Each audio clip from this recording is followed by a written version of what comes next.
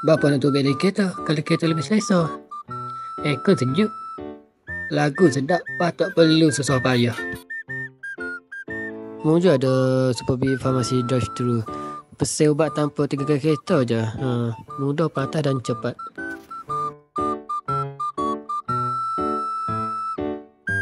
Mula buat pesanan. Lepas tu bayar dan ambil ubat di kaunter bayaran.